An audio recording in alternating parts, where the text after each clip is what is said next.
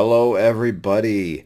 It is the end of Labor Day, and it is time to jump into the Week 1 Ultimate 2021 League predictions by me, your commish. I have got the KC Wolf hat on and some Super Bowl swag. Yes, the Chiefs may have lost last year to the Buccaneers, but we waited 50 years to see our team win, and at least for me, 25 years of being a fan, um, and I will continue to support and brag about our accomplishment in the past season. Anywho, let's jump into our predictions for Week 1 of the NFL season in 2021. We're going to look at matchup beginning with the Room and Killer Penguins. Yahoo would have you believe that this is going to be a very close scoring game. A lot of interesting question marks as far as, are these teams going to produce at the level they are supposed to, and are there matchups that might mess up the opportunity for victory for either manager? Pat Mahomes may have a rough time against the Cleveland defense. I think Myles Garrett, Clowney, and all the other folks up there are going to be very motivated to do what they did in the playoffs against Kansas City. And so, 23 points from Mahomes may not be on the horizon. Mac Jones, the Mac attack, who knows in Daryl's case whether that's going to be reality or fiction as far as his ability to perform. I'm going to go and say both these quarterbacks underperform.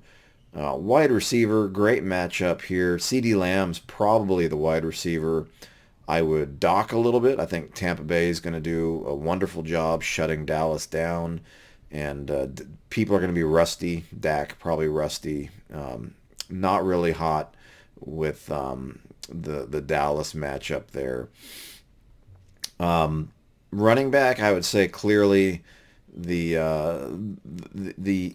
the plus goes to the Killer Penguins. They've definitely got the matchups. And both of these teams at the moment have three running backs in the lineup using the flex. That might change for either team as we get closer along the way, but I definitely am not seeing much advantage for either team, other than to say the matchups look more favorable for the Killer Penguins when you're talking about going up against a decimated Houston team, Washington, who's, to me just a question mark all the way around, and Tennessee's defense has done decently, but I don't know that they're going to shut down Edmonds, having to worry about so many things and other weapons. That's kind of a sneaky pick there, maybe. Kicker's a toss-up, but I would say Tucker's going to have more opportunities maybe for field goals because I don't trust Pittsburgh's defense. And the Browns' defense, I think, are going to overperform Jacksonville. I don't even know why they're rostered by the Killer Penguins. Anyone on the bench that we could really worry about or think about? Not in particular. There's a lot of good things here with the injury to, I believe, Justice Hill earlier. Edwards should probably find his way into the starting lineup. All that to say, go for the underdog in this case. That's the Killer Penguins. I don't know if you can call a defending champion an underdog. I know everyone thinks they're an underdog against the commish, since the commish allegedly cheats all day, every day, in every way. But give this one to Daryl. He'll pull it out as the Room's players underperform more than they should. Let's go on to our next matchup. It's Chariots, and Ditka did it. Big spotlight is going to be on Dak Prescott on Thursday.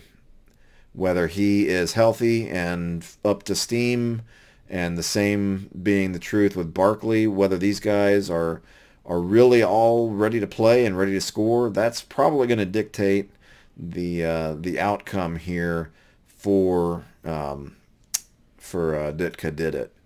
Aaron Rodgers should be able to put up some good numbers. against New Orleans. Hopkins, Judy, they have favorable matchups. Najee Harris will be interesting to see how he does and whether he can help control the clock and keep Buffalo's offense off the field. Jacobs against Baltimore. I like Jacobs. I think he's going to do very, very well in this matchup. Nick Chubb, on the other hand, for Ditka did it. It might tear up Kansas City's defense, but we'll see if that the new kind of alignment that they've got going is going to make a difference. Walter obviously needs to dispose of the money badger here, who is inactive, and move on to another kicker. Pittsburgh's defense probably gets run over. The Los Angeles Rams defense probably scores 1,000 points as Andy Dalton once again shows that he is bad Andy, and Justin Fields needs to get in there. Maybe just not against Aaron Donald in this first week. As far as the benches are concerned, Ditka did it definitely has, at least on quick glance, much more depth here in the event these injuries play a role in this. I think this is going to be a closer game than maybe Yahoo would say, but I think Ditka did it is still going to pull this one out, largely because I think there's just more depth here. And again, this Rams defense is probably going to put up 1,000 points on their own. Pittsburgh's probably going to get blitzed and do next to nothing.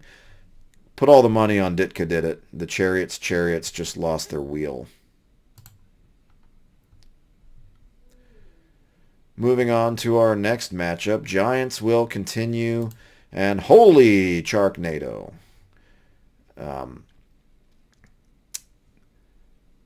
This is really maybe one of the better matchups of the week, and the Baker Mayfield performance might be a big thing that dictates who's going to win this matchup. Charknado has a lot of good players here, but they got to get Dobbins out of the lineup. Roger sometimes is unattentive and forgets some of these things, so I wouldn't be surprised if Dobbins is somehow still in this lineup come next Monday. Giants will continue, though, has all the ingredients to have a very good week.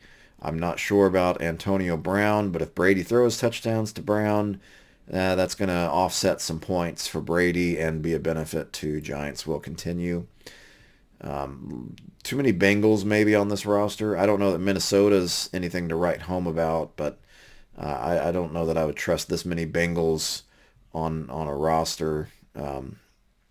McManus, probably some points. Buffalo's defense might, struggle against Pittsburgh if they get off to a quick start. They've certainly got the tools to do it. The benches, anything noteworthy here? Other than Charknado really needs to dump some players and pick up some new ones. I'm not really seeing it here. I just think in light of injuries and other scenarios that despite all those things, Charknado should be able to win this. I'm going to hedge my bet on Roger, not Bruce Wayne, making the roster manipulations that need to happen. And I think Brady to Evans is probably going to be a more common occurrence than a Brady to Antonio Brown. And look out for Dalvin Cook to really run it up. And Tanyan might get in the action and vulture a TD away from Adams. So despite what Yahoo says, I'm going to go with the Charknado. And we'll see if Robin agrees with Bruce Wayne when it's all said and done.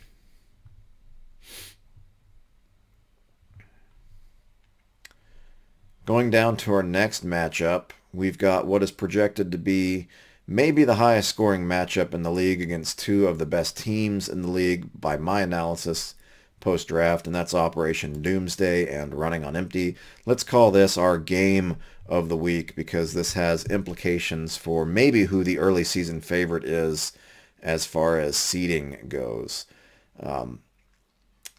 When you just look at the rosters, I think the biggest question is going to be Julio Jones and what does he look like in a Tennessee uniform. But this is just really a slugfest of two excellent teams. I think Operation Doomsday is the number one team post draft for a reason. And I think there's just an overall solid lineup here, and the matchups look very favorable. Lamar Jackson should be able to do some good things. Tyreek Hill is going to be a focal point of the Chiefs' offense. You know there's going to be plays drawn up to get big things happen there. Kamara is going to be a focal point for the Saints and making sure Jameis Winston is comfortable. Gibson is kind of the question mark. Is he really going to do much against the Chargers? Elliott may not do all that hot against Tampa Bay. We don't really know yet. And Jones, I mean, I don't, I just, I'm always wary of the Green Bay running backs because of Aaron Rodgers and the propensity to throw the football. Tight end, though, clearly, Operation Doomsday. Um, the flex positions, these might need to be looked at by both teams, but Sam Darnold going for a revenge against the Jets doesn't really inspire me any confidence that Moore is going to have any kind of great game. Uh, for all we know, Darnold will probably still be throwing passes to the Jets in confusion and give that defense of the Jets a chance to keep them in the game. Blankenship and Gould, both pretty good. The Chiefs defense, I don't necessarily like their matchup so much as San Fran against Detroit. I think Detroit's in for a terrible season. There's a reason Jared Goff was traded away for Matt Stafford, and I don't think that Goff's going to be any more comfortable in Detroit than he was in Los Angeles when it comes to facing San Francisco. The benches, it's really, to me, a question of this flex position and should this be swapped out for a different player. I mean, these are very, very solid rosters. The difference deciding factor in this game may very well be the flex position. Um, at the end of the day, the flex position might be more positive on running on empties end, but I don't know that the rest of the roster is going to do things in such a way to put up these mammoth amount of points. Robinson might be a good receiver, but it's the Rams and it's bad Andy throwing him the ball. I would much rather trust anybody else than the Chicago Bears in this opening week, as well as don't trust the Detroit Lions. Those are kind of two teams to stay away from, I think, most of the year, if not, especially this week. So all that to say, Operation Doomsday should be able to win this game and pull away pretty comfortably. I will say Mike has a great chance to knock Tim down and get off to a good start as he looks to sweep the division in the first 3 weeks. Moving to our next one, we've got a father-daughter matchup in what would be our rivalry of the week. That's the Padawans and Putin on the Ritz. You see just on the screen here, the COVID, the questionables on Padawans, yet still being favored to win by Yahoo. I would say not so fast, my friend, on that. I'm not really a big believer in Kyler Murray. I think Josh Allen is the real deal, and he's going to be looking to light up Pittsburgh in just an amazing game where they're going to really put their stamp as being a front runner in the AFC. It might be a shootout, which is where Claypool probably gets some points. Godwin, the question with him is just going to be whether Tampa's feeding the ball to everyone he's left out for this given week, but I don't necessarily see him blowing up against Dallas. I think there's too many mouths to feed in Tampa, and Brady's going to distribute the football to whomever has the best play. Crowder as a Jets wide receiver, don't know what his status will be just yet, but I don't know that I like the Jets in general, but I like them better without Sam Darnold throwing the football. So there's a chance for Crowder to do good things. Keenan Allen, though, is probably going to have a good game. Connor, I wouldn't trust. Sanders, maybe there's going to be some PPR stuff going on. None of these running backs inspire a ton of confidence in the coming week, and really the biggest unknown is probably Henderson for the Padawans. If Henderson somehow blows up and has a huge game, which is very possible against the Bears, that could be a deciding factor in this matchup.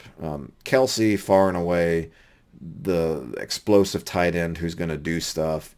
Andrews is another tight end, probably going to do more than Hardman will. Maybe Hardman will hang on to some passes and offset the Tyreek Hill factor as the focus gets shifted from Cleveland to Hill. Both kickers, pretty good matchups. The Tampa defense, they're probably going to do much better than what Yahoo indicates. Baltimore, they're not, this isn't your 2000 Ravens defense anymore. They are susceptible, and I don't know that the Raiders won't have any problems ripping them apart. As far as the benches go, the Padawans just really need to slide in maybe a couple of these other players in here. I think there's good opportunity for some bench points here. The benches in general, though, are much more favorable for Putin on the Ritz as far as talent and points potential this week. All that to say, though, I'm going to go with the upset. I think Putin on the Ritz is going to have the better time this week, has the better matchup potential, and really just has the players that I think are going to do some surprising things. Yes, I think Kelsey and Andrews might be the deciding factor for the Padawans, but if they don't score touchdowns, give it to Putin on the Ritz. And I'm just going to say they're not going to score touchdowns. I think Cleveland is going to do a good job shutting down Kelsey, and Andrews will probably be a focal point of Gruden to slow down Lamar Jackson's comfort dump-off man. So I'm going with an upset with Putin on the Ritz in this rivalry matchup. Our final matchup, Pipe Hitters 2 and the Vaughn Stars. Vaughn Stars projected by Yahoo to have a phenomenal week. Pipe Hitters 2 maybe looking on the outside, hoping to get in with an upset. Russell Wilson against Indy's defense, that's a little sneaky because Wilson has been not as good the last few weeks of last season and halfway through last season. Stafford against Chicago, yeah, the Bears, you don't know what Stafford you're going to get, but I think Matt Stafford's on pace for a big year. So I'm going to give this downgrade Russell Wilson, upgrade Matt Stafford in this matchup combo. Cooper and Lockett, I would say, are probably superior options than McLaurin and Woods. And if Wilson hits Lockett, that's going to make it very hard for Pipe Hitters to make a jump. Henry and McCaffrey, McCaffrey, we don't know what he's going to look like following the injury, and we don't know if the Sam Darnold factor is going to make him even less relevant a player. Henry will probably run over Arizona for lots and lots of yards and if they don't, they're going to be killed in the passing game potentially out in Arizona. I would expect Henry to start maybe a little slow and pick it up real late, get a couple of late touchdowns, and overperform this week as Tennessee probably puts a hurt on Arizona. Harris for New England, you never can really trust a New England running back. Taylor against Seattle, he should be pretty good. Seattle isn't the Seattle of old, so that's probably maybe a makeup for potential Sam Darnold subtraction of the Christian McCaffrey experience. Higbee and Fant, I don't really care about either of these tight ends. I don't know that, they may have favorable matchups in this week, but I wouldn't really trust these guys week to week to be consistent performers.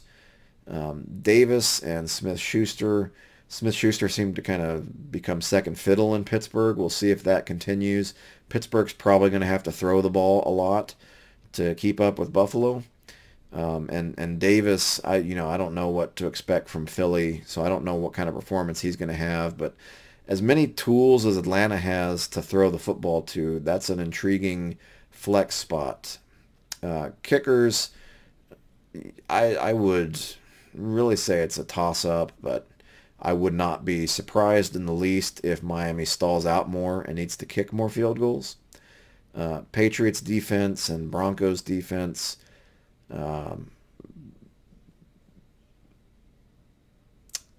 tough to say. I'm gonna say Denver's defense looks very, very strong against the Giants, and Barkley isn't much of a factor if not on a pitch count. And New England probably gets surprised in a division matchup and doesn't do as well. The bench slots, if anyone needed to slide in, pretty equal. I might give the benefit of the doubt to the Von Stars, but why is this here? I mean, I was chided for not pointing this out in the draft grades, so I'm going to draw very explicit attention to it now. But Tim Tebow is not a mascot, and he was not ever a particularly good NFL fantasy option. Maybe he was a good college fantasy option, but no, he's not on a roster. It's time to move on. I know you are a Denver fan at heart, Von Stars, and I know beating Pittsburgh in the playoff game with Tebow was something of pure magic, but it's time to let go of the Tebow mania and fill that slot with somebody who might contribute. All that to say, though, I'm going to go with an upset of Pipe Hitters 2 beating the Von Stars. Why? I think the Von Stars are overrated in terms of what Yahoo is expecting this week. And I don't necessarily like the matchups, and I definitely do not like the Sam Darnold factor and what that will probably do to Christian McCaffrey, as people just know Darnold probably isn't going to need to be tested. You just jam the box and target McCaffrey and shut down that offense in full.